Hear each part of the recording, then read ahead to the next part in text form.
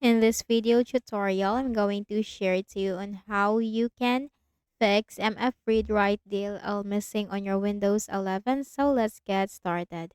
First is we have to check the system type of our Windows 11. So for that, go to the Windows search bar and type system information. Click on it under the best match. Take note of your system type and then open a browser.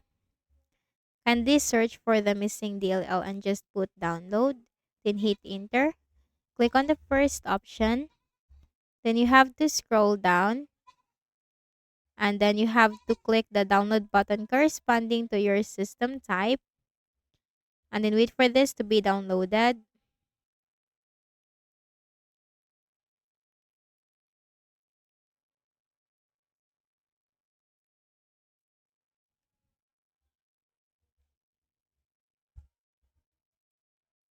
So once downloaded, click on the folder icon. Then you have to make a right click on the folder, select extract all, click on extract. Copy the DLL file, right click, select copy. Then go to this PC on the left pane, double click on the Windows C drive, scroll down to the Windows folder, locate the System 32 folder, right click and then select paste. Now once done, close all the windows, then right click at the start button, shut down or sign out and restart.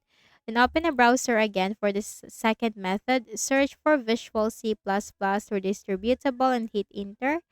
Click on the first option. Scroll down and click the download link corresponding to your system type and simply install the latest Visual C++ to your Windows 11.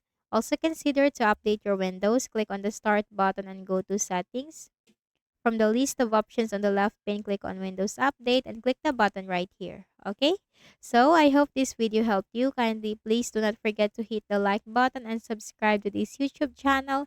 Thank you for watching the video.